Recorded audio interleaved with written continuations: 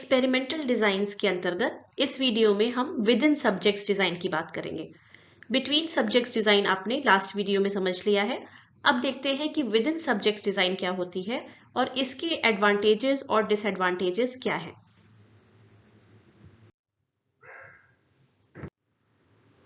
With in subjects design की विशेषता ये है कि इस डिजाइन में सिर्फ एक ग्रुप होता है पार्टिसिपेंट्स का, यानी प्रतिभागियों का, और इसी ग्रुप को हर ट्रीटमेंट कंडीशन में टेस्ट किया जाता है। यानी विद इन सब्जेक्ट्स डिजाइन में जो आपका सैंपल होगा, उस सैंपल को हम अलग अलग ग्रुप्स में बांट के अलग अलग ट्रीटमेंट कंडीशन में नहीं प्रयोग करते हैं, जैसा कि हम बिटवीन सब्जेक्ट्स डिजाइन में कर रहे थे।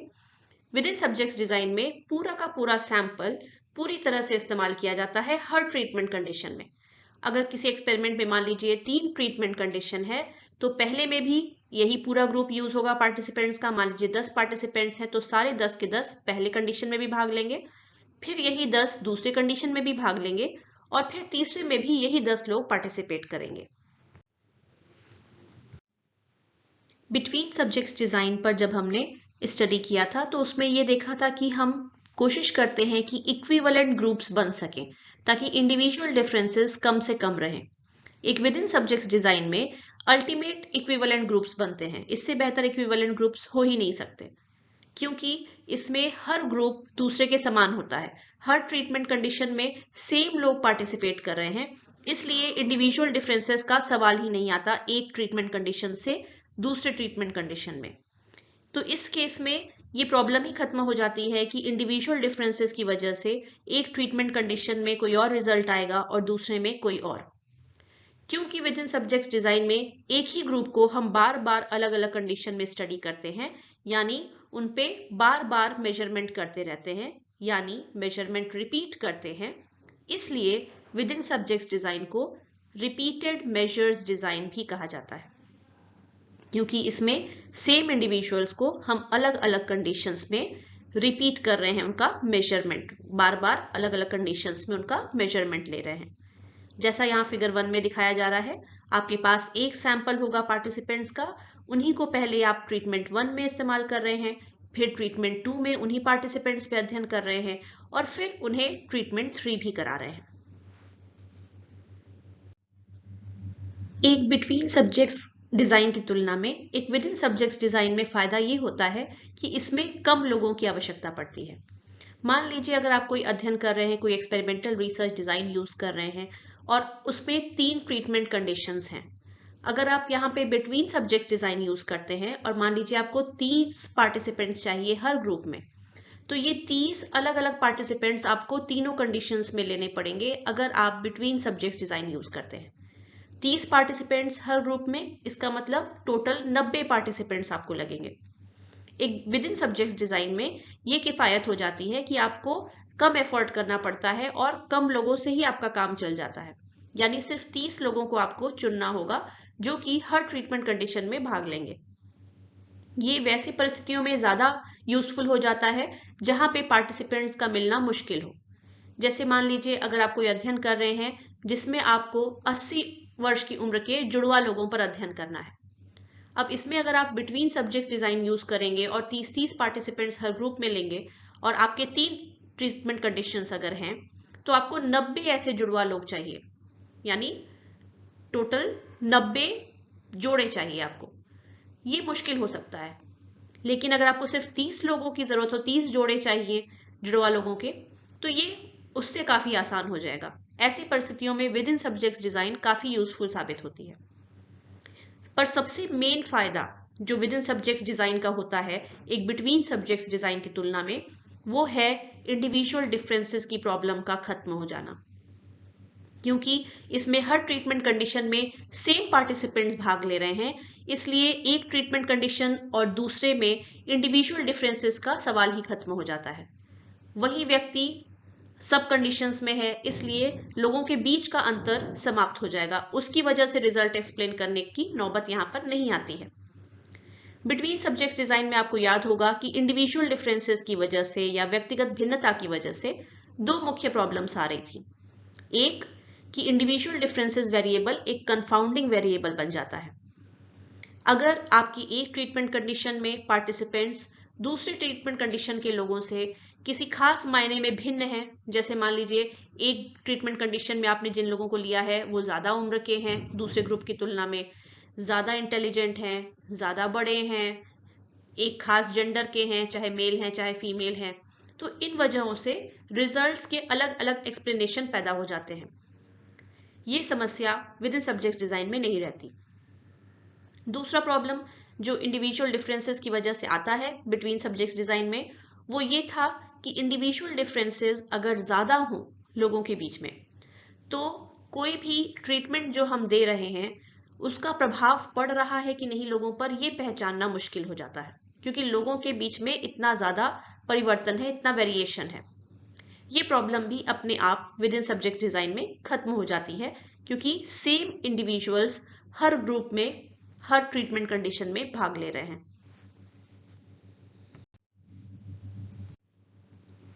इंडिविजुअल डिफरेंसेस की problem with in subjects design में कैसे खत्म हो जाती है, ये यहाँ इस टेबल में एक जो डाटा दिखाया हुआ है, जो रियल डाटा नहीं है, काल्पनिक डाटा है, इसके आधार पे आप समझ सकते हैं।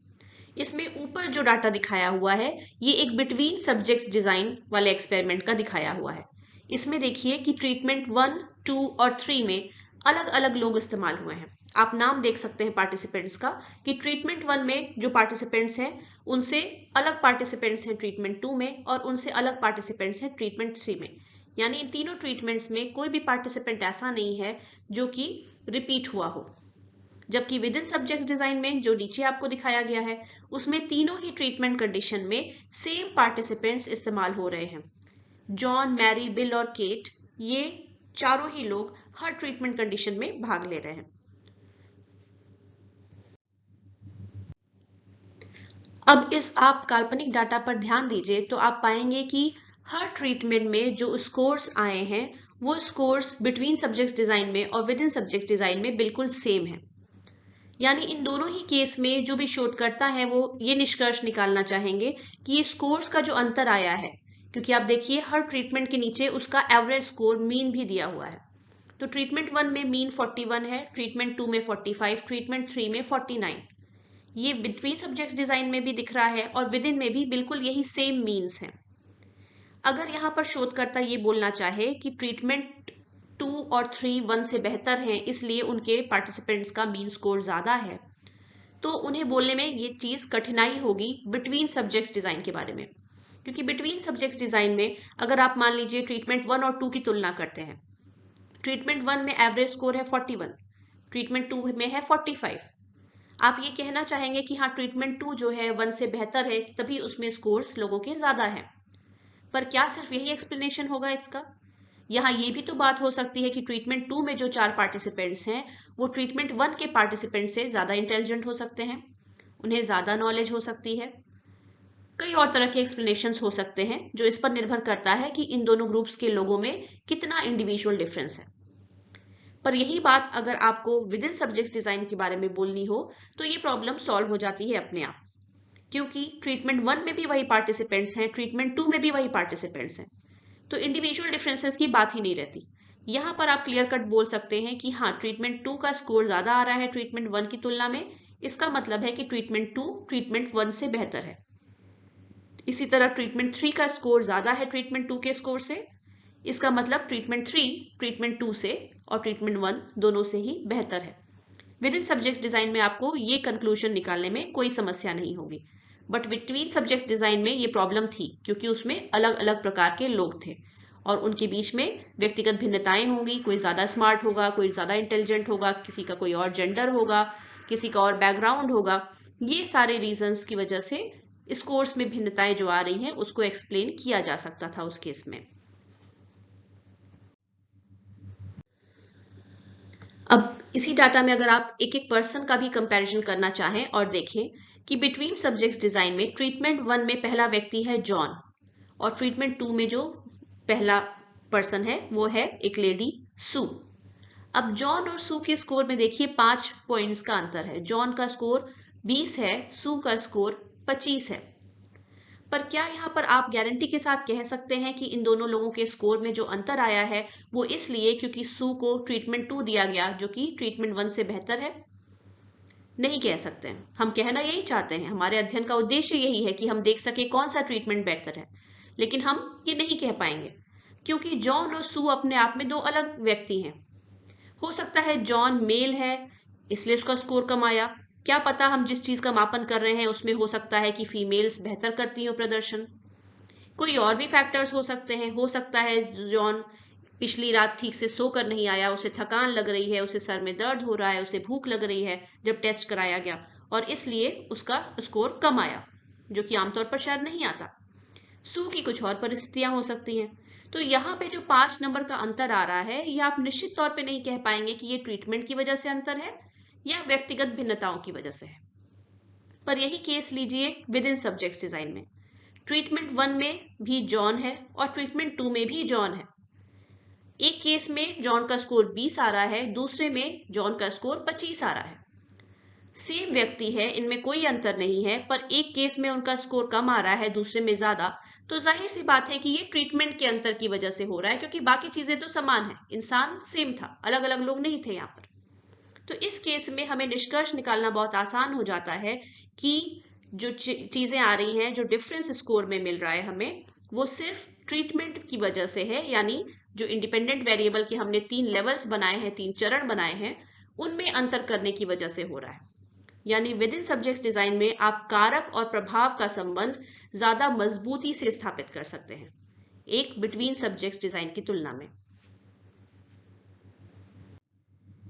विद इन सब्जेक्ट्स डिजाइन में एक और एडवांटेज हमें ये मिल सकता है कि जो इंडिविजुअल डिफरेंसेस आ रहे हैं एक ग्रुप से दूसरे ग्रुप में नहीं, बल्कि एक ही ग्रुप के अंदर, क्योंकि अलग अलग लोग शामिल हैं, तो उसकी वजह से जो इंडिविजुअल डिफरेंसेस आएंगे, अगर वो एक निरंतर तौर पे दिखाई दे रहे हैं तो हम उसे अलग भी कर सकते हैं रिजल्ट से। यानी इंडिविजुअल डिफरेंसेस की वजह से कितना स्कोर में अंतर आ रहा है, ये हम कैलकुलेट करके उतना स्कोर घटाकर फिर रिजल्ट्स को देख सकते हैं। एग्जाम्पल के लिए नीचे जो विद इन सब्जेक्ट्स डिजाइन का डाटा दिया हुआ है उस पर ध्यान दीजिए। इसमें आप देखेंगे कि जॉन और मैरी को अगर आप कंपेयर करें ट्रीटमेंट 1 में, तो आप देखेंगे कि जॉन का स्कोर जितना भी है हर ट्रीटमेंट में, मैरी का स्कोर उससे ज्यादा है। और कितने पॉइंट ज्यादा है, तो आप देख सकते हैं कि लगभग 10 पॉइंट का डिफरेंस आ रहा है जॉन और मैरी के स्कोर में। ट्रीटमेंट 1 में जॉन का स्कोर था 20, मैरी का था 31, लगभग 10-11 पॉइंट का डिफरेंस। इसी तरह ट्रीटमेंट 2 में जॉन का स्कोर 25 तो मैरी का 36, फिर 11 पॉइंट का डिफरेंस। ट्रीटमेंट 3 में जॉन का स्कोर 30 तो मैरी का 38, करीब 8 पॉइंट्स का डिफरेंस। तो 8 से लेके 11 के बीच में स्कोर वेरी कर रहा है। इसी तरह से अगर आप जॉन और दूसरे पर्सन को ले लेते हैं, मान लीजिए बिल की तुलना करें, तो देखेंगे कि करीब 30 पॉइंट का डिफरेंस है। ट्रीटमेंट 1 में जॉन का स्कोर है 20 तो बिल का है 51। ट्रीटमेंट 2 में जॉन का स्कोर हो जाता है 25 तो बिल का है 55। ट्रीटमेंट 3 में जॉन का स्कोर है 30 तो बिल का हो जाता है 59। तो इस तरह से आप देख रहे हैं कि एक निश्चित क्रम में ये चीजें बढ़ रही हैं, ये डिफरेंसेस आ रहे हैं। ये डिफरेंस जो बना हुआ है एक निश्चित संख्या का, 8 से 11 के बीच में जॉन और मैरी के लिए, या जॉन और बिल का अलग तरह का पैटर्न दिखेगा। तो ये डिफरेंसेस जो आ रहे हैं हर ट्रीटमेंट में, भले स्कोर्स बढ़ रहे हैं या घट रहे हैं सबके, पर एक जो कंसिस्टेंट डिफरेंस बना हुआ है, ये ही इंडिविजुअल डिफरेंसेस की वजह से आ रहा है। और अगर आप ये कैलकुलेट कर पाए, जैसे हम देख भी पा रहे हैं कि कितने स्कोर्स का अंतर आ रहा है, तो ये हम इतना पॉइंट्स हटाकर फिर एनालिसिस कर सकते हैं। तो विद इन सब्जेक्ट्स डिजाइन में अगर इंडिविजुअल डिफरेंसेस निरंतर बने हुए हैं, एक निरंतरता उनमें दिख रही है, तो ये कैलकुलेशन करके इसको हटाया जाना भी संभव है, जो कि एक बिटवीन सब्जेक्ट्स डिजाइन में कतई संभव नहीं होता। इसी कारण से विद इन सब्जेक्ट्स डिजाइन को बिटवीन सब्जेक्ट्स डिजाइन की तुलना में ज्यादा ताकतवर मेथड माना जाता है, ज्यादा शक्तिशाली मेथड माना जाता है, क्योंकि इसमें हम इंडिविजुअल डिफरेंसेस को कैलकुलेट करके हटा भी सकते हैं। तो ट्रीटमेंट की वजह से जो सिर्फ अंतर मिल रहा है, सिर्फ ट्रीटमेंट का जो प्रभाव है, वो हम क्लियर कट देख सकते हैं, जो कि बिटवीन सब्जेक्ट्स डिजाइन में नहीं संभव होता है।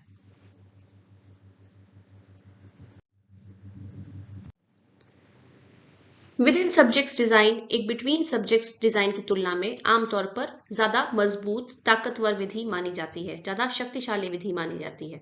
लेकिन ऐसा नहीं है कि बिटवीन सब्जेक्ट्स डिजाइन से विद इन सब्जेक्ट्स डिजाइन अच्छी है हर मायने में। इसमें भी कुछ कमियां होती हैं। एक मुख्य कमी जो विद इन सब्जेक्ट्स डिजाइन में देखने में आती है वो ये है कि क्योंकि हम जो पार्टिसिपेंट्स का ग्रुप लेते हैं वो हर ट्रीटमेंट कंडीशन में भाग लेता है, और हर ट्रीटमेंट कंडीशन जाहिर सी बात है एक ही समय में नहीं हो सकती, एक के बाद एक ही कराई जा सकती है। तो समय के साथ वही पार्टिसिपेंट्स हर ट्रीटमेंट कंडीशन में भाग लेते लेते हो सकता है थकने लगे, हो सकता है उनको बोरियत लगने लगे, या अलग अलग समय में कराए जाने की वजह से समय का, दिन का कौन सा टाइम हो रहा है, उस समय माहौल कैसा है, उस समय मौसम कैसा है, या कई और अन्य चीजों का प्रभाव पड़ सकता है इस कोर्स पर। जैसे मान लीजिए अगर आप एक विद इन सब्जेक्ट्स डिजाइन ले रहे हैं और आपके एक्सपेरिमेंट में 3 ट्रीटमेंट कंडीशंस हैं। आपने पार्टिसिपेंट्स को पहले ट्रीटमेंट 1 में काम कराया, फिर ट्रीटमेंट 2 में कराया और फिर ट्रीटमेंट 3 में कराया, और तीनों के स्कोर्स की तुलना की, तीनों कंडीशन में क्या क्या स्कोर्स आ रहे हैं। आपने देखा कि ट्रीटमेंट 1 से ट्रीटमेंट 2 में स्कोर कम हो जाता है और ट्रीटमेंट 3 में और कम हो जाता है। पर यहाँ पर आपको थोड़ा डाउट होगा कि क्या ये अंतर अलग अलग ट्रीटमेंट की वजह से आ रहा है, या इसलिए कि समय के साथ लोग थकते जा रहे थे और इसलिए अपना बेस्ट परफॉर्मेंस नहीं दे पा रहे थे, जिसकी वजह से स्कोर्स घटने लगे। तो इस तरह की प्रॉब्लम एक इंटरनल वैलिडिटी जो है आपके एक्सपेरिमेंट की, उसके लिए खतरा होती है। आपके एक्सपेरिमेंट की आंतरिक वैधता के लिए इस तरह की सिचुएशन खतरा है, क्योंकि जब भी आपके रिजल्ट्स के लिए एक से अधिक एक्सप्लेनेशन मौजूद होगा, इसका मतलब कंफाउंडिंग वेरिएबल्स वहां पे अपना रोल प्ले कर रहा है। और इस केस में कंफाउंडिंग वेरिएबल क्या होगा? थकान।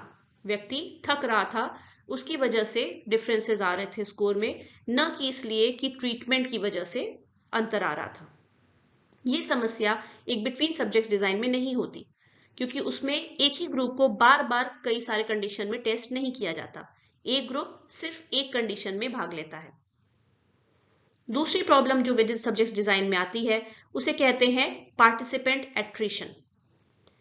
इसी का एक रूप डिफरेंशियल एट्रिशन आपने बिटवीन सब्जेक्ट्स डिजाइन में भी समझा था कि वो भी एक तरह का प्रॉब्लम होता है बिटवीन सब्जेक्ट्स डिजाइन के लिए।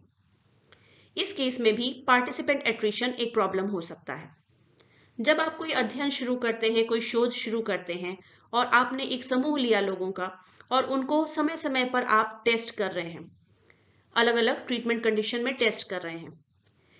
अगर आपका अध्ययन लंबे समय तक चलता है और कई सारे ट्रीटमेंट कंडीशंस हैं, लोगों को बार बार आके उसमें पार्टिसिपेट करना है, तो दिक्कत ये हो जाती है कि कई बार जब आप लोगों को बुलाएंगे तो वो भूल जाएंगे कि हाँ उनका अपॉइंटमेंट था, उनको एक्सपेरिमेंट में पार्टिसिपेट करने जाना था।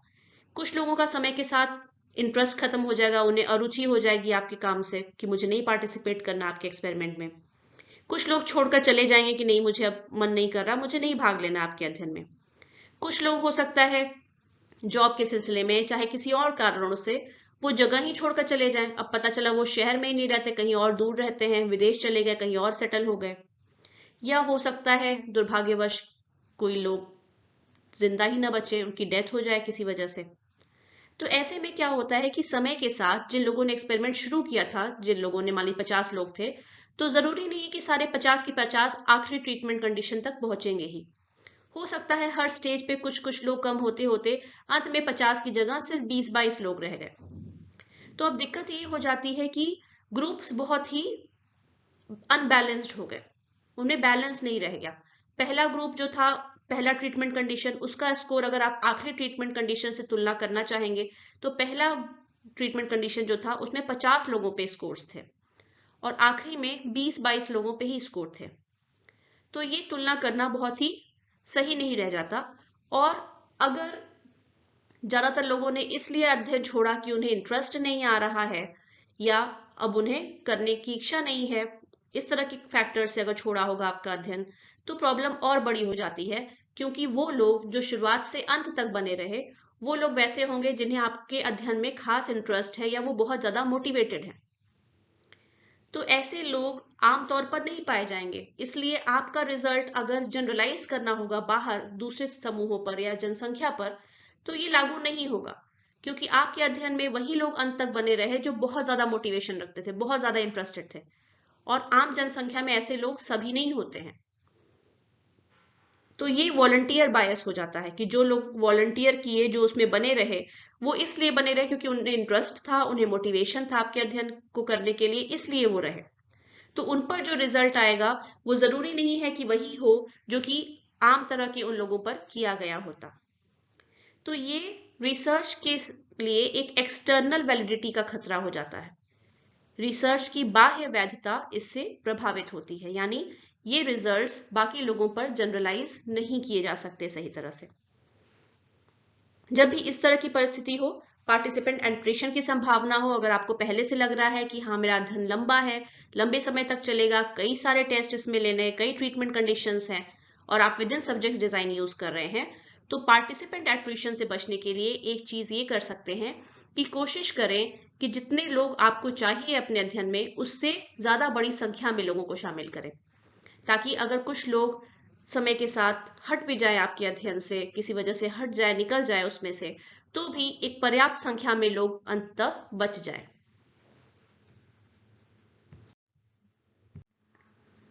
एक विद इन सब्जेक्ट्स डिजाइन की आंतरिक वैधता को जो खतरे होते हैं वो हमें समझ लेने चाहिए। इसमें आते हैं कंफाउंडिंग फ्रॉम एनवायरमेंटल वेरिएबल्स, यानी पर्यावरणीय कारक कुछ हो सकते हैं। जैसे अगर आप किसी व्यक्ति पर अध्ययन कर रहे हैं सुबह के समय, जब मान लीजिए उतनी गर्मी नहीं है, और फिर दोपहर में कर रहे हैं जब तापमान बढ़ जाता है, तो इन दो परिस्थितियों में हो सकता है कि अगर स्कोर्स का अंतर आ रहा है लोगों में, तो सिर्फ ये ट्रीटमेंट की वजह से ना हो, बल्कि तापमान में परिवर्तन की वजह से भी हो। अब ऐसी परिस्थिति में क्या होता है कि आप कुछ रिजल्ट्स एक्सप्लेन करने के लिए आप निश्चित तौर पे नहीं कह पाएंगे कि ट्रीटमेंट के अंतर की वजह से ये हो रहा है।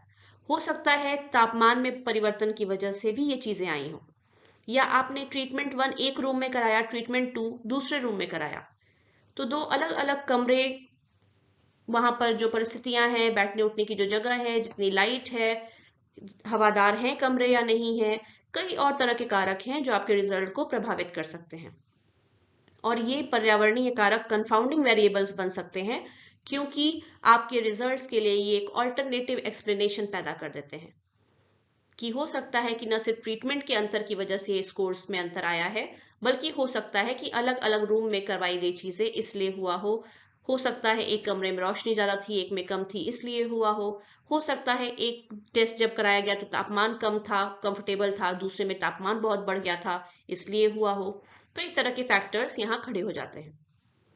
दूसरा होता है confounding from time related factors, समय की वजह से। अगर आप कोई टेस्ट एक निश्चित समय में करा रहे हैं और दूसरा दूसरे समय में करा रहे हैं, तो समय बदलने के साथ साथ कई सारे और कारक हो सकते हैं जो रिजल्ट्स को प्रभावित करेंगे। हो सकता है एक टाइम में जब आपने कराया तो व्यक्ति जो चीजें महसूस कर रहा था या जिस परिस्थिति में था, उस समय में कुछ परिस्थितियां भिन्न रही हो, दूसरे समय में परिस्थितियां कुछ और हो गई। तो समय बीतने के साथ सिचुएशंस में जो परिवर्तन आता है, उसका भी प्रभाव आपके स्टडी पर पड़ सकता है, और ये भी एक कंफाउंडिंग वेरिएबल का काम करता है। टाइम रिलेटेड फैक्टर्स मुख्यतः 5 प्रकार के हो सकते हैं, और इनके बारे में डिटेल में हमने एक वीडियो में देखा है, जो है threats to internal validity of a research. इस वीडियो में हमने ये सारी चीजें बहुत ही डिटेल में देखी है, इसलिए यहाँ पर बस एक छोटा सा रिकैप कर लेंगे, रिकॉल कर लेंगे चीजों को। तो 5 तरह के टाइम रिलेटेड फैक्टर्स हो सकते हैं जो आपके एक्सपेरिमेंटल रिसर्च की आंतरिक वैधता के लिए खतरा खड़ा कर देते हैं। एक होता है हिस्ट्री। समय के साथ अगर आप एक अध्ययन एक समय में कर रहे हैं, दूसरा ट्रीटमेंट जो है दूसरे समय में कर रहे हैं, तो हिस्ट्री का प्रभाव पड़ता है। यानी एक अध्ययन से दूसरे अध्ययन के बीच में जो परिवर्तन हुए, उन चीजों का प्रभाव पड़ता है। आपको याद होगा कि threats to internal validity of a research वाले वीडियो में हमने ये एग्जाम्पल लिया था कि अगर आप एक टेस्ट करवा रहे हैं या एक ट्रीटमेंट में अध्ययन करवा रहे हैं, जब पर्सन रात में आराम से सोकर रेस्ट करके सुबह एक्सपेरिमेंट करने के लिए आया है, पर दूसरा ट्रीटमेंट आपने जब कराया उसके पहले, एक रात पहले क्या हो गया कि मान लीजिए जो लोग थे वो हॉस्टल में रहते थे, और हॉस्टल में रात में अचानक से फायर अलार्म बज गया, चाहे सही वजह से चाहे गलत वजह से, और फिर सब लोगों को जल्दी जल्दी बाहर ग्राउंड में आना पड़ा और फिर प्रॉब्लम क्या है उसको ठीक करने की कोशिश की जाने लगी। ऐसे में लोग रात भर जगे रह गए और सुबह सुबह एक्सपेरिमेंट करने आना था।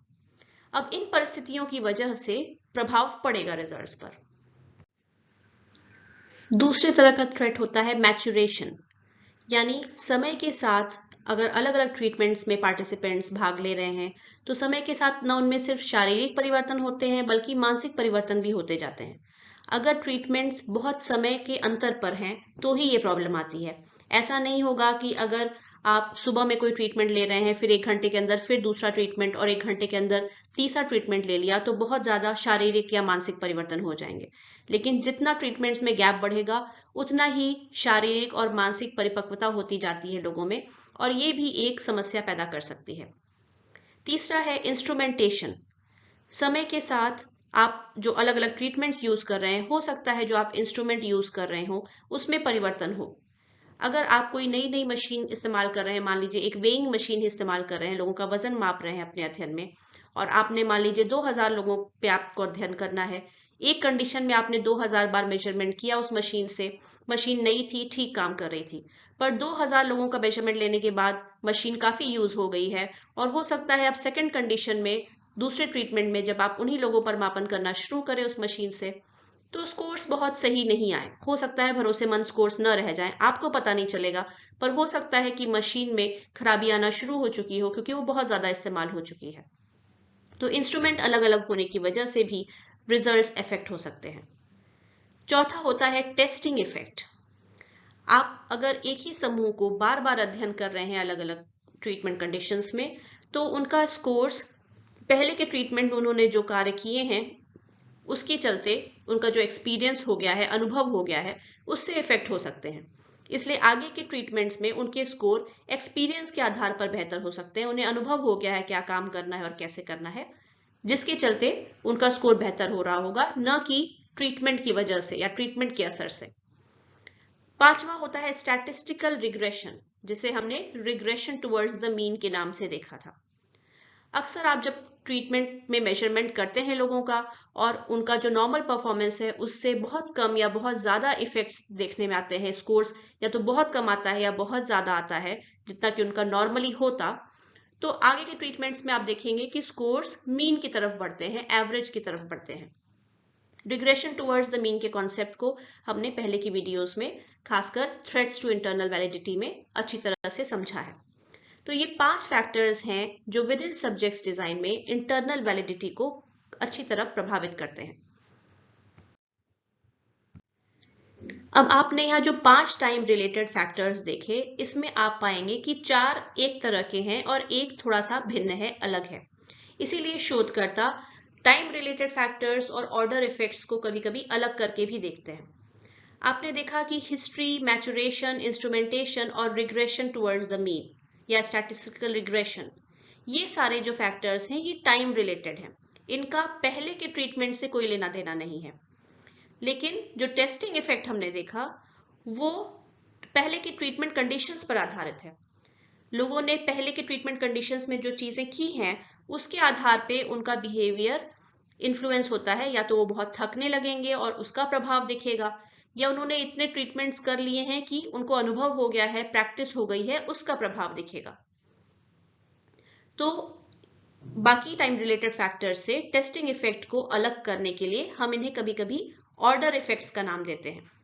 क्योंकि ट्रीटमेंट्स एक निश्चित ऑर्डर या क्रम में होते हैं, इसलिए इस क्रम का भी प्रभाव पड़ता है आगे की परफॉर्मेंस में, और इसलिए इसका नाम ऑर्डर इफेक्ट भी है। टेस्टिंग इफेक्ट्स को ऑर्डर इफेक्ट्स भी कहा जाता है। ऑर्डर इफेक्ट्स कुछ अलग अलग प्रकारों के हो सकते हैं, जिसमें से एक है कैरी ओवर इफेक्ट। जब आप एक ही समूह ले रहे हैं पार्टिसिपेंट्स का, यानी with in subjects design use कर रहे हैं और पहले लोगों को एक ट्रीटमेंट करवाते हैं, फिर उन्हें दूसरे ट्रीटमेंट में पार्टिसिपेट करवाते हैं, फिर तीसरे में, और इस तरह से, तो कैरी ओवर इफेक्ट की संभावना रहती है। कैरी ओवर इफेक्ट का मतलब कि पहले के ट्रीटमेंट में उनके जो अनुभव रहे या जो चीजें उन्होंने एक्सपीरियंस की वो दूसरे ट्रीटमेंट में कैरी ओवर हो सकता है या दूसरे ट्रीटमेंट को प्रभावित कर सकता है। उदाहरण के लिए मान लीजिए आप एक अध्ययन कर रहे हैं जिसमें कि आपने एक नई दवा लॉन्च करनी है आपको मार्केट में सर दर्द के लिए। अब आपने एक समूह लिया व्यक्तियों का, उनमें किसी तरह से सर दर्द पैदा करवाया, कुछ स्ट्रेसफुल काम दिया ताकि उनको थोड़ा सर दर्द होने लगे। फिर आप चाहते हैं कि आप दो तरह की ट्रीटमेंट कंडीशन इस्तेमाल करें, एक पुरानी दवाई जो अपना वो नॉर्मली खाते हैं सर दर्द के लिए, और दूसरी आपने जो दवाई बनाई है जो आपको लगता है कि ज्यादा कारगर होगी। अब मान लीजिए उनको पहली कंडीशन में आपने पुरानी दवाई खाने के लिए बोली और फिर देखा कि कितने मिनटों बाद इनका सर दर्द गायब हो रहा है। मान लीजिए आपने नोट किया कि 20 मिनट में इनका सर दर्द ठीक हो जा रहा है। फिर आपने 2-3 घंटे का समय दिया, फिर कुछ करके उनके अंदर सर दर्द पैदा किया और फिर आपने उनको अपनी नई वाली दवा खाने के लिए दी और फिर देखा कि अब कितने मिनटों में सर दर्द ठीक हो रहा है। मान लीजिए आपको दिखा कि 15 मिनटों में सर दर्द ठीक हो रहा है। तो इसके आधार पे आप ये कहना चाहेंगे कि हमारी दवाई बेहतर है, क्योंकि पुरानी दवाई से 20 मिनट में सर दर्द ठीक हो रहा था, हमारी दवाई से 15 मिनट में ही ठीक हो रहा है। पर यहाँ पे एक मुसीबत आ सकती है कि यहाँ पे कैरी ओवर इफेक्ट का प्रभाव हो सकता है। आपने जब पहला टेस्ट किया, दवा दी, उस दवा का असर अभी बॉडी से पूरी तरह से हटा नहीं होगा जब आपने दूसरी दवा दी। तो दूसरी दवा 15 मिनट में शायद इसलिए ठीक कर दी क्योंकि उस दवा में न उस दवा का सिर्फ असर हो रहा था उस व्यक्ति की बॉडी पे, बल्कि पहले की जो दवा खाई हुई है सर दर्द की, उसका भी कुछ अंश, कुछ प्रभाव अभी बॉडी में था। हो सकता है इसलिए 15 मिनट में ठीक हो गया, वरना शायद इसे भी 20 ही मिनट लगता या ज्यादा समय भी लग सकता था। तो जब एक ट्रीटमेंट कंडीशन में कोई चीज कराई गई और उसका असर, उसका प्रभाव अगले ट्रीटमेंट कंडीशन में भी दिखाई दे, तो हम ये कहते हैं कि ये कैरी ओवर इफेक्ट है। और ये एक प्रकार का ऑर्डर इफेक्ट है, क्योंकि जो चीजें पहले कराई गई उसका दूसरे वाले, आगे वाले चीज पर असर पड़ेगा, यानी ऑर्डर इफेक्ट, क्रम का प्रभाव। दूसरे तरह का ऑर्डर इफेक्ट हो सकता है जिसे हम कहेंगे कॉन्ट्रास्ट इफेक्ट। ये एक प्रकार का कैरी ओवर इफेक्ट ही है। कॉन्ट्रास्ट इफेक्ट हमने पहले भी डिस्कस किया है। कॉन्ट्रास्ट इफेक्ट यानी जब आप दो चीजों के बीच में काफी अंतर देख पाते हैं। जैसे मान लीजिए कुछ पार्टिसिपेंट्स हैं, अगर एक वो मध्यम रोशनी के कमरे में घुसते हैं अपना सेकेंड ट्रीटमेंट करने के लिए, और पहले वाला ट्रीटमेंट उन्होंने एक बहुत ही रोशनी वाले कमरे में किया है, तो उन्हें ये कमरा भी, मध्यम रोशनी वाला कमरा भी अंधेरे जैसा लगेगा उन्हें कि कम रोशनी है, क्योंकि वो अभी जिस कंडीशन से टेस्ट करके आ रहे हैं उसमें काफी तेज रोशनी थी। वहीं अगर कोई व्यक्ति उस रूम में जहां पे मध्यम रोशनी है उसमें एंटर करता है अपना सेकंड ट्रीटमेंट करने के लिए, पर पहला ट्रीटमेंट उसने काफी अंधेरे वाले कमरे में किया था, तो वही मध्यम रोशनी का कमरा उसे बहुत तेज चमकदार रोशनी वाला कमरा लगेगा। एक ही रूम दो अलग अलग तरह से लोग देख रहे हैं, क्योंकि कॉन्ट्रास्ट इफेक्ट काम कर रहा है, वो दूसरी चीज से तुलना कर रहे हैं। इसका बहुत अच्छा एग्जाम्पल यहाँ आपको पिक्चर में भी दिखाया जा रहा है। यहाँ ऑरेंज कलर की दो सर्कल्स जो हैं, इसमें कौन सा सर्कल बड़ा है? आमतौर पर दाएं तरफ जो सर्कल है उसे लोग कहेंगे कि बड़ा है, पर असल में ये दोनों सर्कल बिल्कुल सेम साइज के हैं। यहाँ कॉन्ट्रास्ट इफेक्ट दिख रहा है। जब उसी सर्कल को आप और बड़े सर्कल्स से तुलना कर रहे हैं तो वो सर्कल छोटा दिखाई देता है, और जब उसी ऑरेंज सर्कल को अगल बगल के छोटे सर्कल्स की तुलना में आप देख रहे हैं तो वही सर्कल बड़ा दिखाई देता है। अगर ये ग्रे कलर के सर्कल्स दोनों पिक्चर से हटा लिए जाएं तो आप देखेंगे कि ये दोनों ऑरेंज सर्कल्स बिल्कुल बराबर साइज के हैं।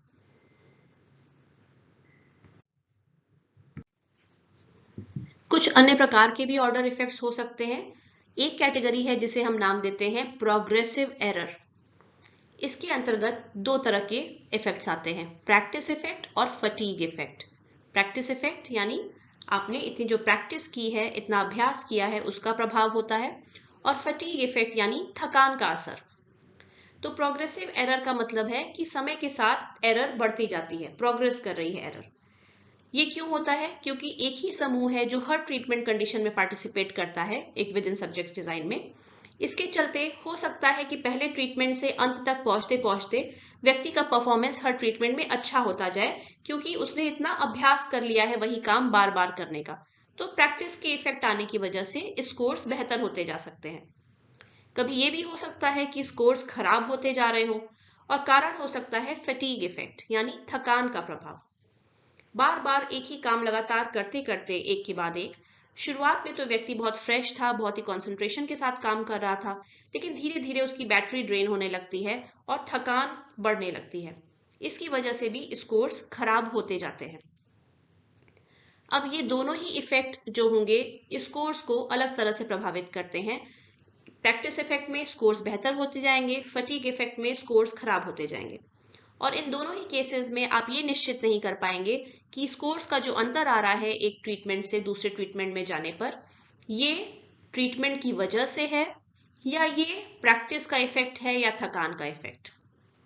तो कैरी ओवर इफेक्ट्स और प्रोग्रेसिव एरर यानी फटीग इफेक्ट्स और प्रैक्टिस इफेक्ट्स, ये दोनों ही वैलिडिटी को प्रभावित करते हैं आपके अध्ययन की, क्योंकि यहाँ पर ये कंफाउंड की तरह काम करते हैं और आप नहीं समझ पाते कि ट्रीटमेंट का प्रभाव पड़ रहा है या इन फैक्टर्स का प्रभाव पड़ रहा है।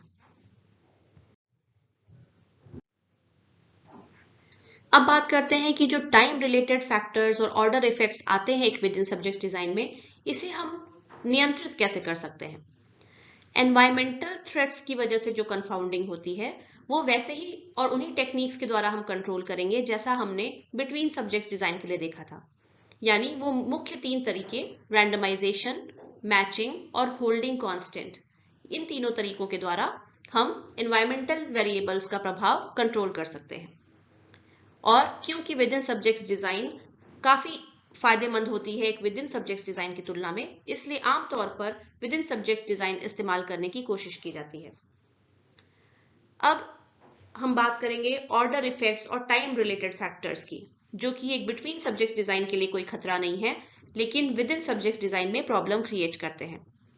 इनको कैसे हैंडल किया जाए, विद इन सब्जेक्ट्स डिजाइन में ये टाइम रिलेटेड थ्रेड्स और ऑर्डर इफेक्ट्स कैसे हटाया जाए।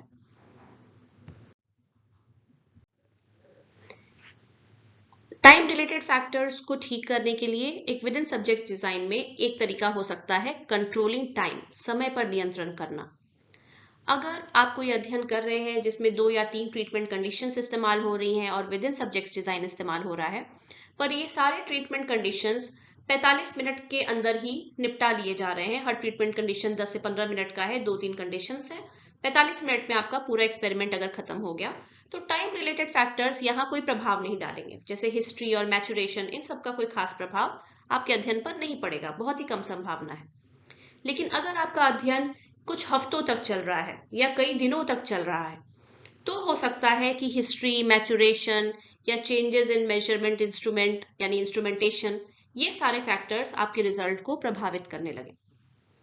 तो इसके लिए कोशिश क्या करनी चाहिए कि हम कम से कम समय में चीजों को पूरा कर लें, ट्रीटमेंट कंडीशंस के बीच में बहुत ज्यादा गैप ना हो, जिससे कि हमारा हिस्ट्री, मैचुरेशन, इंस्ट्रूमेंटेशन, इन सब चीजों का प्रभाव रिजल्ट पे न पड़े। लेकिन ट्रीटमेंट्स के बीच समय कम कर देने से ऑर्डर इफेक्ट्स बढ़ जाते हैं। ऑर्डर इफेक्ट्स में खासकर प्रोग्रेसिव एरर जैसे प्रैक्टिस का इफेक्ट या फटीग का इफेक्ट। अगर आप 3 ट्रीटमेंट कंडीशंस को हफ्तों के अलग अलग दिन कर रहे हैं, जैसे एक मंडे को किया, एक वेंसडे को किया, एक फ्राइडे को किया, तो प्रैक्टिस का इफेक्ट या फटीग, थकान का इफेक्ट एक से दूसरे कंडीशन में नहीं जाएगा, क्योंकि आपने एक टेस्ट मंडे को किया, अब आपने ट्यूसडे को आराम से रेस्ट कर लिया, अब वेंसडे को आप फिर से कर रहे हैं, तो थकान का कोई इफेक्ट नहीं है, प्रैक्टिस भी जो आपकी हुई वो अब भूल चुकी है।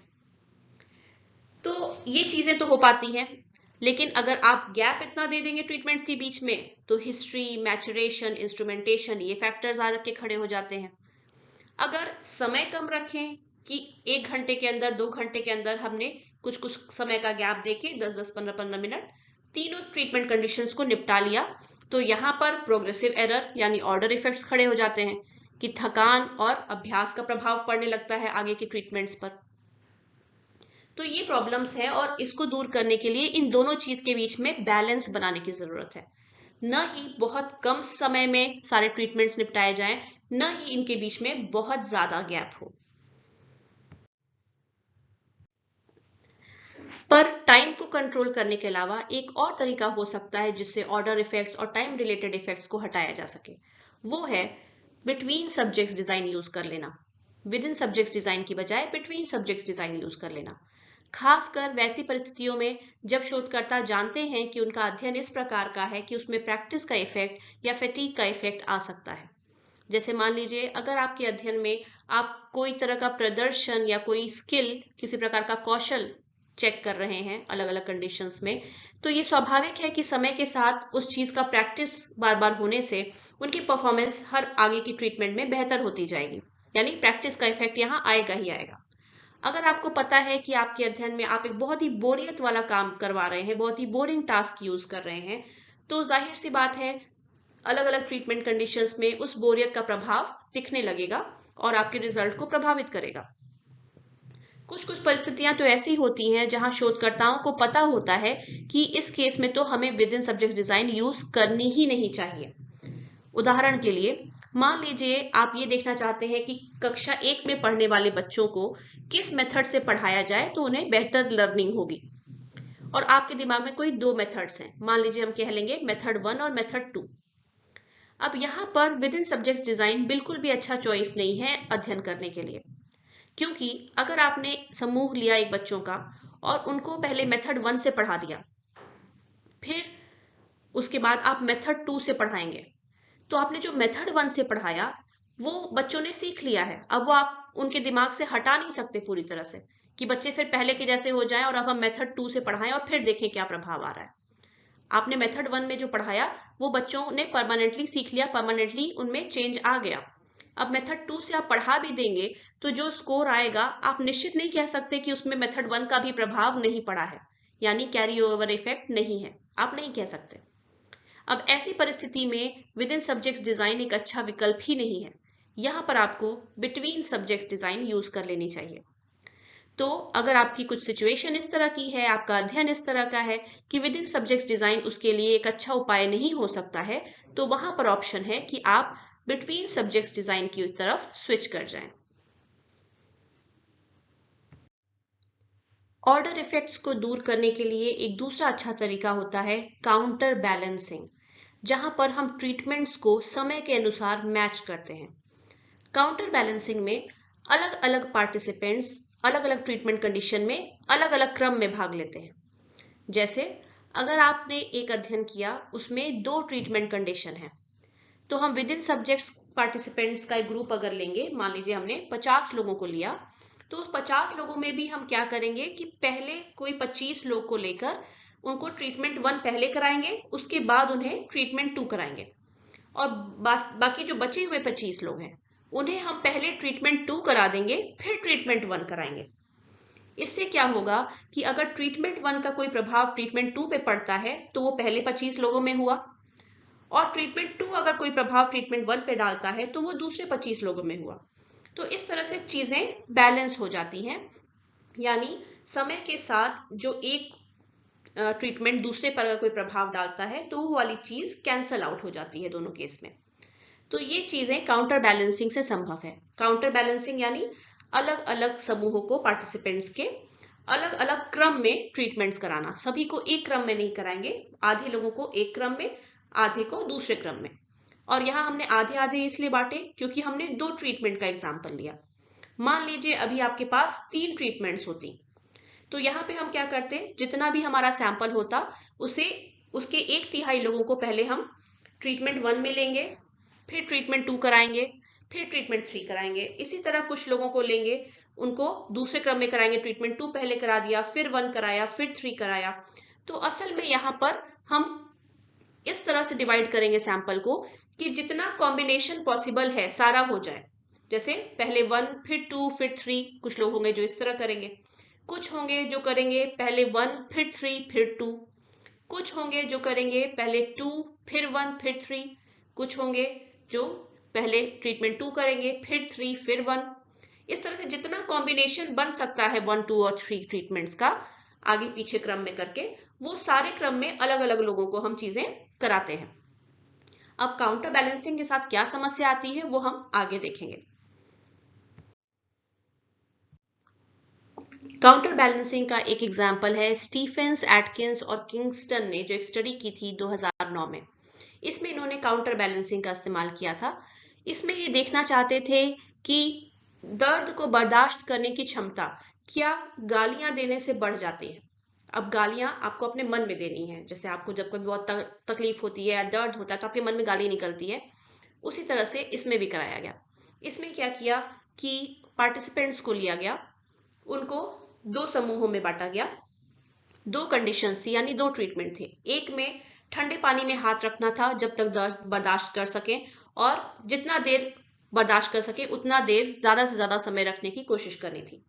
एक कंडीशन में उन्हें बोला गया कि आप अपने मन में गालियां दे सकते हैं, जितना भड़ास हो अपने मन में निकाल सकते हैं, क्रोध दिखा सकते हैं इस काम के लिए, लेकिन आपको वो करते हुए आपको हाथ पानी में डाले रखना है जब तक संभव हो। और दूसरी कंडीशन में आपको कुछ नहीं बोलना है, कोई एक न्यूट्रल शब्द जो गाली नहीं है उसको दिमाग में रिपीट करते रहना है। जो शोधकर्ता थे वो देखना चाहते थे कि क्या गालियां देने से दिमाग उस तकलीफ से, वो दर्द जो हाथ में हो रहा है ठंडे पानी में हाथ रखने से, उससे हट जाता है और लोग ज्यादा देर तक पानी में हाथ रख पाते हैं, यानी दर्द बर्दाश्त कर पाते हैं या नहीं। तो इन्होंने क्या किया, काउंटर बैलेंसिंग इस्तेमाल करते हुए जो इनका समूह था, सैंपल था, उसे दो भागों में बांटा। पहले भाग को पहले उन्होंने ट्रीटमेंट 1 कराया, जिसमें उन्हें एक जो वर्ड, कुछ भी वो गाली जो भी अपने मन में आमतौर पे देते हो जब भी उन्हें क्रोध या तकलीफ आती है, उस वर्ड को रिपीट करने के लिए बोला दिमाग में कि आपका जो भी फेवरेट गाली वाला वर्ड है आप दिमाग में रिपीट करते रहिए और पानी में हाथ डाले रहिए। देखते हैं आप कितने देर तक ये दर्द बर्दाश्त कर पाते हैं, कितने देर पानी में हाथ रख सकते हैं। और दूसरा ग्रुप जो था उससे पहले न्यूट्रल वर्ड वाला कंडीशन कराया, मतलब ट्रीटमेंट 2 पहले कराया, जहां पे उन्हें कोई नॉर्मल वर्ड दे दिया जैसे कि टमाटर, आपको टमाटर टमाटर मन में करते रहना है, ठीक है। अब ये दोनों कर लेने के बाद फिर उन्होंने चीजें बदल दी। अब पहला ग्रुप जिसने पहला ट्रीटमेंट कंडीशन में पार्टिसिपेट किया था, उसको फिर सेकेंड टर्म में दूसरा वाला केस कराया गया जहां उनको दिमाग में एक न्यूट्रल वर्ड बोलना था। और दूसरा ग्रुप जो अभी तक दिमाग में कोई न्यूट्रल वर्ड जैसे टमाटर रिपीट कर रहा था, अब उन्हें बोला गया कि आप अपना फेवरेट गाली वाला वर्ड जो है वो करके पानी में हाथ डाले रखिए। और दोनों कंडीशन में देखा गया कि किस कंडीशन में लोग ज्यादा देर तक दर्द बर्दाश्त कर पा रहे हैं या पानी में हाथ रखे रह पा रहे हैं। और रिजल्ट्स में ये आया कि जो लोग गालियां दे पा रहे थे अपने दिमाग में, वो लोग ज्यादा देर तक दर्द बर्दाश्त कर पा रहे थे। काउंटर बैलेंसिंग का प्रभाव क्या पड़ता है, इसको बेहतर समझ पाने के लिए पहले कल्पना करिए वो परिस्थिति जहां पर काउंटर बैलेंसिंग यूज नहीं की जाएगी। ऐसे में क्या होगा कि सभी प्रतिभागी पहले ट्रीटमेंट 1 में भाग लेंगे और फिर ट्रीटमेंट 2 में भाग लेंगे। अब ऐसी परिस्थिति में क्या होता है कि जो भी टाइम रिलेटेड खतरे हैं, जैसे history effect, maturation effect, instrumentation का इफेक्ट या प्रैक्टिस का, फटीग का इफेक्ट, ये सारे सिर्फ और सिर्फ ट्रीटमेंट 2 के स्कोर्स को प्रभावित करते हैं, 1 को नहीं। लेकिन अगर आप काउंटर बैलेंसिंग कर देते हैं तो आधे लोगों में क्या होता है कि उन्होंने ट्रीटमेंट 1 पहले किया फिर ट्रीटमेंट 2 किया, तो ये जो भी टाइम रिलेटेड इफेक्ट्स हैं वो ट्रीटमेंट 2 पर प्रभाव डालेंगे। पर बाकी आधे लोग जिन्होंने पहले ट्रीटमेंट 2 किया फिर ट्रीटमेंट 1 किया, उनके केस में क्या होगा कि ये जो भी टाइम रिलेटेड फैक्टर्स हैं ये ट्रीटमेंट 1 पे प्रभाव डालेंगे। तो पूरी तरह से देखा जाए ओवरऑल तो दोनों ही ट्रीटमेंट पर इन चीजों का प्रभाव पड़ा, यानी ये चीज बैलेंस हो गई। अब ये कोई खतरा नहीं रह जाती। अब क्योंकि काउंटर बैलेंसिंग में आपको एक ही ग्रुप में से 2-3 समूह बनाने पड़ते हैं ताकि सबको अलग अलग क्रम में चीजें करा सकें, तो आपको एक दुविधा होगी कि अब ये विद इन सब्जेक्ट्स डिजाइन कैसे रहा। ये तो बिटवीन सब्जेक्ट्स जैसा हो गया क्योंकि अलग अलग ग्रुप्स बना दे रहे हैं हम, पर ऐसा नहीं है। ऐसा इसलिए क्योंकि अगर आप ध्यान दें तो भले आप अलग अलग ग्रुप्स बना रहे हैं लोगों के, लेकिन वो सारे व्यक्ति सारी कंडीशन में भाग ले रहे हैं, भले अलग अलग क्रम में, पर सारे में भाग ले रहे हैं। अगर आधे लोग ट्रीटमेंट 1 पहले कर रहे हैं और फिर ट्रीटमेंट 2 कर रहे हैं, बाकी आधे ट्रीटमेंट 2 पहले कर रहे हैं फिर ट्रीटमेंट 1 कर रहे हैं, तो ओवरऑल सारे पार्टिसिपेंट्स ने ही दोनों ही कंडीशन में भाग लिया, अलग अलग क्रम में लिया सिर्फ, लेकिन सभी में भाग लिया, जो कि एक बिटवीन सब्जेक्ट्स डिजाइन में नहीं होता। इसलिए ये कंफ्यूजन नहीं होनी चाहिए कि काउंटर बैलेंसिंग की वजह से डिजाइन विद इन सब्जेक्ट से बिटवीन सब्जेक्ट्स बन जा रही है। काउंटर बैलेंसिंग की प्रक्रिया न सिर्फ ऑर्डर इफेक्ट्स को दूर करती है, बल्कि और भी जो कारक हैं जैसे हिस्ट्री का इफेक्ट, मैचुरेशन का इफेक्ट, इन सबको भी कंट्रोल करती है। काउंटर बैलेंसिंग कैसे उपयोगी होती है इसको समझने के लिए एक एग्जाम्पल ले लेते हैं। यहाँ टेबल में आपको जो डाटा दिखाया जा रहा है काल्पनिक डाटा है। इसमें देखिए इसका पार्ट ए जो दिखाया गया है उसमें दो कंडीशंस में, ट्रीटमेंट 1 और ट्रीटमेंट 2 में पार्टिसिपेंट्स के स्कोर्स दिए हैं।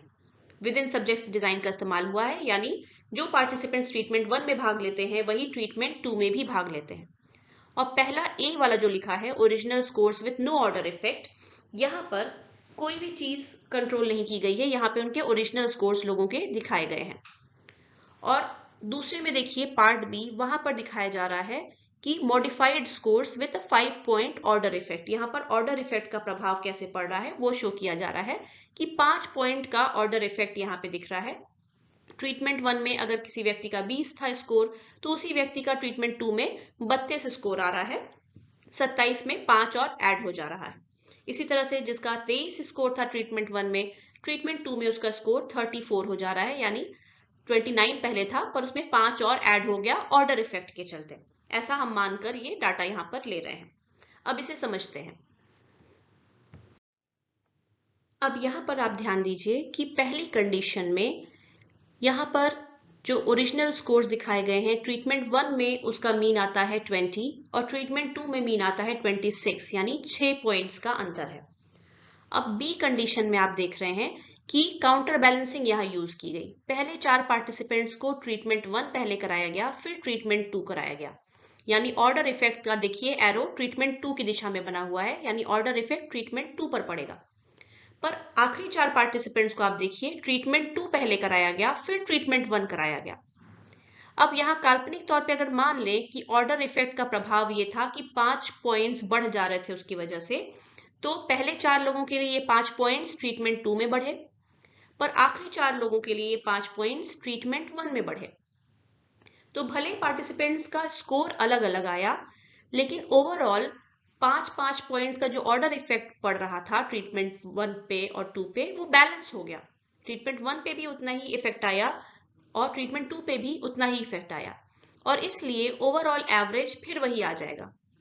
ट्रीटमेंट 1 में देखिए औसत आ रहा है 22.5, ट्रीटमेंट 2 में औसत आ रहा है 28.5, फिर से 6 पॉइंट्स का ही डिफरेंस है। जो 5 स्कोर बढ़ा था वो बैलेंस हो गया, ट्रीटमेंट 1 पे भी उतना ही पड़ा जितना ट्रीटमेंट 2 पे, तो औसत फिर उतना ही आया। भले मीन्स अलग अलग आए, ट्रीटमेंट 1 का पहले 20 था स्कोर, वो 22.5 हो गया। ट्रीटमेंट 2 का पहले स्कोर था 26, अब वो 28.5 हो गया, लेकिन डिफरेंस फिर भी सेम रहा। और हमें अपने अध्ययन में देखना यही होता है कि एक ट्रीटमेंट से दूसरे के बीच में कितना डिफरेंस आ रहा है या नहीं। तो वो 6 पॉइंट का डिफरेंस दोनों ही कंडीशंस में मौजूद रहा। यहां पर ये एग्जाम्पल दिखाने का उद्देश्य ये था, ये बताना कि भले काउंटर बैलेंसिंग की वजह से जो ऑर्डर इफेक्ट्स हो रहे हैं उनकी वजह से हर व्यक्ति का स्कोर चेंज हो जाता है, औसत भी जो आता है वो स्कोर बदल जाता है, लेकिन जब काउंटर बैलेंसिंग यूज की जाती है तो मीन्स का डिफरेंस जो है, औसत का अंतर जो है एक कंडीशन से दूसरे में, यानी एक ट्रीटमेंट से दूसरे में, वो उतना ही बरकरार रहता है, वो नहीं बदलता है। और क्योंकि ये डिफरेंस नहीं बदलता है, इसलिए ऑर्डर इफेक्ट हमारे अध्ययन की आंतरिक वैधता को प्रभावित नहीं करते हैं। यहाँ पे ये क्लियर कर लेना बहुत जरूरी है कि काउंटर बैलेंसिंग की प्रक्रिया से ऑर्डर इफेक्ट्स हट नहीं जाते हैं, खत्म नहीं हो जाते हैं, ये बस प्रॉपरली बैलेंस हो जाते हैं, ताकि इनका प्रभाव समाप्त हो जाता है, इनमें बैलेंस आ जाता है। ये पूरी तरह से खत्म हो जाते हैं, अध्ययन से मिट जाते हैं, ऐसा नहीं होता है। काउंटर बैलेंसिंग की कुछ अपनी सीमाएं होती हैं, आइए जानते हैं कि ये क्या है। काउंटर बैलेंसिंग का उद्देश्य ऑर्डर इफेक्ट्स को पूरी तरह से हटा देना नहीं होता है, बल्कि ये ऑर्डर इफेक्ट्स को हर ट्रीटमेंट कंडीशन में समान रूप से बांट देता है या बैलेंस कर देता है। इसकी वजह से ऑर्डर इफेक्ट्स खत्म नहीं हो जाते, मिट नहीं जाते, वो डाटा का पार्ट रहते हैं और इसलिए कभी कभी समस्या क्रिएट कर सकते हैं। आपने अभी अभी देखा, जो हमने एक काल्पनिक डाटा का एग्जाम्पल लिया था, कि उसमें ऑर्डर इफेक्ट्स 5 पॉइंट के हमने लिए थे और वो दोनों ही ट्रीटमेंट कंडीशंस में इक्वल बट गए। ट्रीटमेंट 2 में भी 4 लोगों में उसका प्रभाव पड़ा और ट्रीटमेंट 1 में भी। इसकी वजह से आपने देखा कि ट्रीटमेंट का जो औसत आ रहा था, मीन आ रहा था, वो संख्या बढ़ गई। पहले जब ऑर्डर इफेक्ट्स नहीं थे तो ट्रीटमेंट 1 में औसत स्कोर था 20 और ट्रीटमेंट 2 में औसत था 26। अब ऑर्डर इफेक्ट्स को जब हमने लिया तो ट्रीटमेंट 1 में स्कोर्स हो गए 22.5 और ट्रीटमेंट 2 में औसत स्कोर हो गया 28.5। अंतर समान रहा ट्रीटमेंट 1 और ट्रीटमेंट 2 में, और यही आमतौर पर शोधकर्ता देखना चाहते हैं, वो दो ट्रीटमेंट के बीच के अंतर में ही इंटरेस्टेड होते हैं। इसलिए काउंटर बैलेंसिंग से आमतौर पर संभावना नहीं होती कि कोई प्रॉब्लम हो। लेकिन अगर कोई शोधकर्ता इसमें भी इंटरेस्टेड है कि हर कंडीशन में औसत स्कोर कितना आ रहा है, अगर वो हर स्कोर का, हर ट्रीटमेंट का परफॉर्मेंस देखना चाहता है लोगों का, तो उसे हर स्कोर से मतलब होगा। और आपने देखा कि जब ऑर्डर इफेक्ट जुड़ जाते हैं रिजल्ट में, तो स्कोर बढ़ जा रहा है। 20 का 22.5 हो गया और 26 का 28.5 हो गया। यहां पर हमें सही प्रकार से नहीं पता चल पाएगा कि ये स्कोर जो है इसमें ऑर्डर इफेक्ट का कितना मात्रा है और कितनी मात्रा सिर्फ ट्रीटमेंट की वजह से आई है। ये प्रॉब्लम्स होती हैं और ये एक कमी है काउंटर बैलेंसिंग में। काउंटर बैलेंसिंग के साथ दूसरी समस्या आती है एसिमेट्रिकल ऑर्डर इफेक्ट से। अभी हमने जो काल्पनिक एग्जाम्पल लिया था, इसमें हमने ऑर्डर इफेक्ट का मान 5 अंक का रखा था कि स्कोर्स में 5 अंक तक का प्रभाव ऑर्डर इफेक्ट्स की वजह से है, पर ये एक काल्पनिक चीज थी। हो सकता है कि 5 पॉइंट्स का ही इफेक्ट हर कंडीशन में न आए। ट्रीटमेंट 1 और ट्रीटमेंट 2 दोनों समान तरह से प्रभावित करे व्यक्ति को, ये जरूरी नहीं है। हो सकता है कि ट्रीटमेंट 1 में ट्रीटमेंट 2 की तुलना में ज्यादा प्रैक्टिस का इफेक्ट आता हो सकता है कि इन दोनों ट्रीटमेंट में से एक ट्रीटमेंट कंडीशन हो जो ज्यादा बोरिंग है या ज्यादा उसमें थकान हो जा रही है लोगों को करने में। ऐसे केस में ऑर्डर इफेक्ट का मान दोनों ट्रीटमेंट कंडीशन में अलग अलग हो जाएगा, और बैलेंस करने के बाद भी ऑर्डर इफेक्ट्स का प्रभाव रहेगा। जैसे मान लीजिए ट्रीटमेंट 1 से ट्रीटमेंट 2 की तरफ अगर बढ़ रहे हैं, यानी ट्रीटमेंट 1 जिनको पहले कराया फिर ट्रीटमेंट 2 कराया, उनमें ऑर्डर इफेक्ट का मान 5 है, और जिन लोगों को ट्रीटमेंट 2 पहले करा के फिर ट्रीटमेंट 1 कराया, मान लीजिए ऑर्डर इफेक्ट का मान यहां पर 6 है, क्योंकि ट्रीटमेंट 2 में ज्यादा प्रैक्टिस मिली उनको। तो अब प्रैक्टिस का प्रभाव ये पड़ रहा है कि 6 पॉइंट का इंक्रीज हो गया ट्रीटमेंट 1 के स्कोर में। अब ये बैलेंस करने के बाद भी ऑर्डर इफेक्ट रह जाएंगे, क्योंकि ये बराबर बराबर नहीं थे ट्रीटमेंट कंडीशंस में।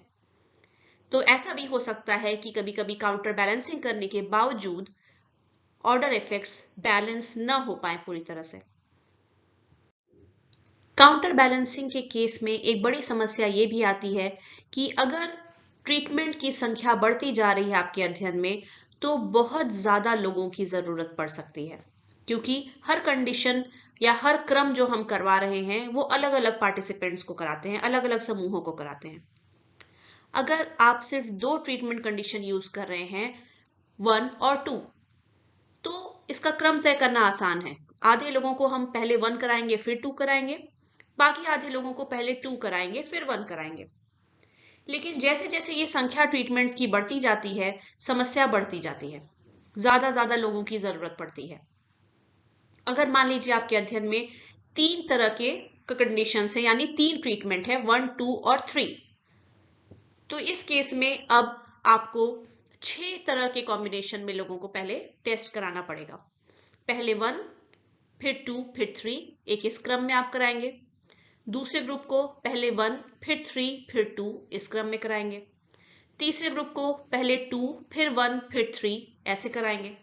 चौथे ग्रुप को 2, फिर 3, फिर 1। पांचवें ग्रुप को 3, 1 और 2, और छठे ग्रुप को 3, 2 और 1। अब ये हर तरह का कॉम्बिनेशन, हर तरह का क्रम पॉसिबल हो पाया। ये कराने की जरूरत क्यों पड़ती है?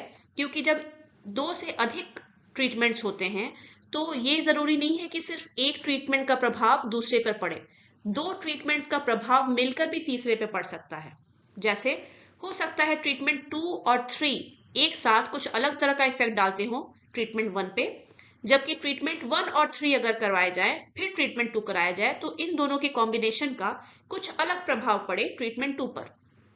इसलिए जितना कॉम्बिनेशन संभव हो, हर तरह का कॉम्बिनेशन बनवा के हमें स्टडी करानी पड़ती है। तो आप देखिए, मान लीजिए आपके पास 60 लोग हैं। 60 लोग हैं और अगर आपके पास सिर्फ 2 ट्रीटमेंट कंडीशन थी, 1 और 2, तो आपने 30 लोगों को पहले 1 फिर 2 वाले क्रम में करवाई चीजें, और बाकी 30 लोगों को आपने पहले 2 फिर 1 वाले क्रम में कराई। अब मान लीजिए आपके पास 3 ट्रीटमेंट कंडीशन थी जिसमें 6 तरह का कॉम्बिनेशन बनेगा, तो आपने 10-10 लोगों को हर क्रम में कराया। 10 लोगों को 1 2 फिर 3 कराया, दूसरे 10 को 1 3 2 कराया, ऐसे कर करके 60 लोगों को 10-10 के ग्रुप में बांट दिया।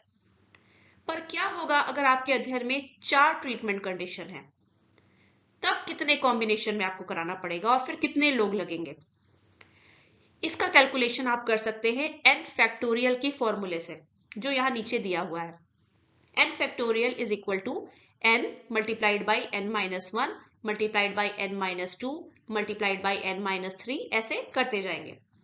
तो अगर हम कह रहे हैं कि 4 ट्रीटमेंट कंडीशन है, तो कितने कॉम्बिनेशन बनेंगे हमारे, कितने क्रम के टाइप्स बनेंगे? 4 का फैक्टोरियल आप निकालेंगे, यानी इसका फॉर्मूला होगा 4 इंटू 3 इंटू 2 इंटू 1, यानी टोटल 24 तरह के क्रम में चीजें कराई जा सकती हैं। अब अगर हर ग्रुप में आप कम से कम 10-10 लोग भी लें, तो आपको 240 लोगों की जरूरत पड़ेगी।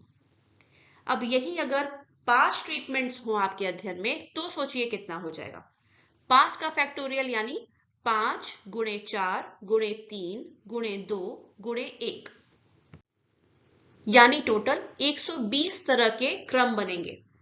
अब हर क्रम में अगर आप 10-10 लोग भी लें, ज्यादा नहीं, 20-30 नहीं, 10-10 लोग भी लें, तो आपको 1200 लोग लगेंगे अपने अध्ययन में। तो ये एक प्रॉब्लम हो जाती है काउंटर बैलेंसिंग के साथ, खासकर जब हम कंप्लीट काउंटर बैलेंसिंग करते हैं।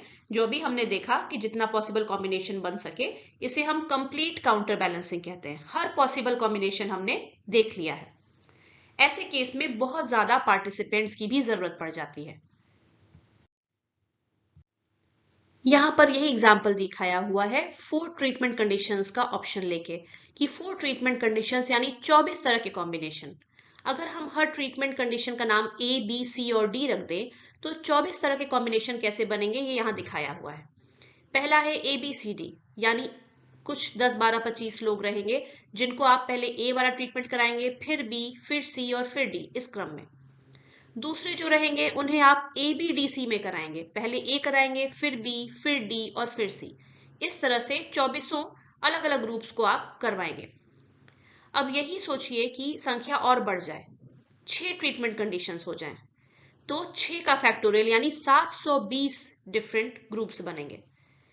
अगर हर टाइप में हम एक एक व्यक्ति को भी लें, तो कम से कम हमें 720 लोग लगेंगे, और अगर ज्यादा लोगों को लें तो और कितने गुने ज्यादा लोगों की जरूरत होगी। अगर 10-10 हर ग्रुप में लें तो 7200 पार्टिसिपेंट्स लगेंगे। ये प्रॉब्लम होती है कंप्लीट काउंटर बैलेंसिंग में। अभी तक जो हमने देखा ये कंप्लीट काउंटर बैलेंसिंग का एग्जाम्पल था, जहां पे हर तरह का कॉम्बिनेशन जो बन सकता है वो हमने देखा। इस समस्या से बचने का एक उपाय है पार्शियल काउंटर बैलेंसिंग। इसमें हम क्या करते हैं कि जितना पॉसिबल कॉम्बिनेशन है ट्रीटमेंट का वो नहीं बनाते हैं, बल्कि प्रयास करते हैं कि हर ट्रीटमेंट कंडीशन हर क्रम में आए। जैसे अगर ट्रीटमेंट कंडीशन ए है, तो एक ग्रुप के लिए वो पहले बार कराई जाए, दूसरे ग्रुप के लिए वो सेकेंड नंबर पे कराई जाए, तीसरे ग्रुप के लिए थर्ड नंबर पे ट्रीटमेंट ए कराई जाए, और चौथे ग्रुप के लिए फोर्थ नंबर पे कराई जाए। इसी तरह ट्रीटमेंट बी एक ग्रुप के लिए पहले क्रम में आनी चाहिए, दूसरे के लिए दूसरे क्रम में, तीसरे के लिए तीसरे नंबर पे, चौथे के लिए चौथे नंबर पे। मतलब हर ग्रुप जो है पार्टिसिपेंट्स का, सबके लिए चारों जो डिफरेंट कंडीशंस हैं वो हर क्रम में आनी चाहिए। अगर हम यही एग्जांपल लें कि आपके पास 4 कंडीशन है, 4 ट्रीटमेंट है ए बी सी डी, तो जब हम पार्शियल काउंटर बैलेंसिंग यूज करेंगे तो सिर्फ हमें 4 तरह के कॉम्बिनेशंस में कराना पड़ेगा लोगों को। पहले हम कराएंगे ए बी सी डी, यहां पर ए देखिए पहले क्रम में है। फिर हम कराएंगे सी ए डी बी, यहां देखिए ए दूसरे नंबर पर कराया जा रहा है। दूसरे ग्रुप को हम कराएंगे बी डी ए सी इस क्रम में, तो यहां ट्रीटमेंट ए तीसरे नंबर पर कराया जा रहा है। और चौथे ग्रुप को हम कराएंगे डी सी बी ए क्रम में, यहां देखिए ए चौथे नंबर पे कराया जा रहा है। और इसी तरह इन चारों में देखिए बाकी चीजें भी बैलेंस हो गई हैं। पहले केस में देखिए बी दूसरे नंबर पे कराया जा रहा है, दूसरे में चौथे नंबर पे, तीसरे में पहले नंबर पे, और चौथे वाले में तीसरे नंबर पे। तो बी भी हर पोजीशन पे आ गया 1 2 3 4 में। इसी तरह सी भी हर पोजीशन पे आपको दिखेगा और डी भी दिखेगा। इसे कहते हैं पार्शियल काउंटर बैलेंसिंग, जहां हर ट्रीटमेंट कंडीशन हर पोजीशन में एक एक बार रिपीट होती है। तो यहाँ 24 की जगह सिर्फ 4 से ही काम चल गया, तो यहाँ हमें बहुत ज्यादा लोग नहीं लगेंगे। तो कंप्लीट काउंटर बैलेंसिंग की समस्या से निपटने के लिए पार्शियल काउंटर बैलेंसिंग भी हम यूज करते हैं। अब आपने देखा कि कंप्लीट काउंटर बैलेंसिंग में जहां 4 ट्रीटमेंट के लिए 24 तरह के कॉम्बिनेशंस बन रहे थे, पार्शियल काउंटर बैलेंसिंग से सिर्फ 4 तरह के कॉम्बिनेशन बने। ये उस 24 में से ही 4 तरह के कॉम्बिनेशन है। तो उस 24 में से इस 4 तरह के कई कॉम्बिनेशन बन सकते हैं, जहां पर हर ट्रीटमेंट एक न एक पोजीशन पे आता हो। तो हम कैसे तय करेंगे कि हमें किस कॉम्बिनेशन से सिलेक्ट करना है? इसके लिए हम एक लैटिन स्क्वायर डिजाइन करते हैं। यहाँ पर जो आप ABCD एक खाने में लिखा देख रहे हैं, इसे कहते हैं लैटिन स्क्वायर या 4x4 मैट्रिक्स, क्योंकि इसमें 4 रोज हैं और 4 कॉलम्स हैं। लैटिन स्क्वायर बनाने का तरीका ये है कि अगर आपके पास 4 ट्रीटमेंट हैं जिनका नाम है मान लीजिए ABCD, तो सबसे पहले आप एक कागज पर ABCD ऐसे, जैसे पहले रो में यहां लिखा हुआ है वैसे लिख दें। अब अगला रो बनाने के लिए आपको क्या करना है कि ABCD में जो आखिरी लेटर था यानी D, उसको सबसे पहले लिख दें और उसके बाद फिर घूमते हुए आए उस क्रम में कि पहले फिर A है, फिर B है, फिर C है, वो रिपीट कर दें। तीसरे रो में अब क्या करें? दूसरी रो में अंत में क्या लेटर आया? C, तो पहले C लिख दें और फिर शुरुआत से पूरा रिपीट कर दें DAB। अब इस लाइन में, तीसरी लाइन में अंत में क्या आ गया? Letter B। तो अब चौथी लाइन में B पहला लेटर हो जाएगा और उसके पहले जो तीनों CDA लिखे हुए हैं तीसरी लाइन में, वही हूबहू रिपीट हो जाएंगे। अब आपका बन गया ये लैटिन स्क्वायर। इसे कहते हैं लैटिन स्क्वायर यानी 4x4 मैट्रिक्स। 4x4 का मतलब 4 रो बाई 4 कॉलम। अब इसके लिए हमें सिर्फ 4 ग्रुप लगेंगे पार्टिसिपेंट्स के। एक ग्रुप को पहले हम इस क्रम में कराएंगे, पहले A, फिर B, फिर C और फिर D, जैसा पहले रो में दिख रहा है। दूसरे ग्रुप को हम पहले कराएंगे D, फिर A, फिर B, फिर C। तीसरे ग्रुप को कराएंगे C, D, A और B इस क्रम में। चौथे ग्रुप को कराएंगे B, C, D और A इस क्रम में। हालांकि यहां पर ध्यान दीजिए कि ये जो लैटिन स्क्वायर बना है, ये काउंटर बैलेंसिंग का बहुत अच्छा उदाहरण नहीं है, क्योंकि इसमें अगर आप ध्यान दें तो पहले 3 ग्रुप को हमेशा ट्रीटमेंट A पहले कराई जा रही है, फिर ही ट्रीटमेंट B कराई जा रही है। जैसे पहले ग्रुप में अगर ABCD आप कराते हैं तो पहले A कराया जा रहा है, फिर B कराया जा रहा है। दूसरे ग्रुप में अगर DABC कराते हैं तो हमेशा पहले A करा के फिर B करा रहे हैं। तीसरे ग्रुप में भी CDAB है तो पहले A कराकर फिर ही B वाला कंडीशन करा रहे हैं। सिर्फ चौथे में ही है कि B पहले हो जा रहा है, फिर CD के बाद A आ रहा है। तो यहाँ भी काउंटर बैलेंसिंग बहुत सही तरह से नहीं है, यानी एक बहुत परफेक्ट एग्जाम्पल नहीं है काउंटर बैलेंसिंग का। इसके लिए प्रयास किया जाता है कि जहां तक संभव हो, जब हम लैटिन स्क्वायर यूज कर रहे हैं तो इनके सीक्वेंस को अलग अलग कर देना चाहिए, रोज और कॉलम्स को आगे पीछे अरेंज कर देना चाहिए। उसके हिसाब से अगर हम करेंगे तो कुछ हद तक ये प्रॉब्लम सॉल्व हो जाती है। तो इस वीडियो में आपने विद इन सब्जेक्ट्स डिजाइन के बारे में देखा और जाना, और विद इन सब्जेक्ट्स डिजाइन क्यों बेहतर है या इसमें क्या कमियां हैं एक बिटवीन सब्जेक्ट्स डिजाइन की तुलना में, ये भी समझा। धन्यवाद।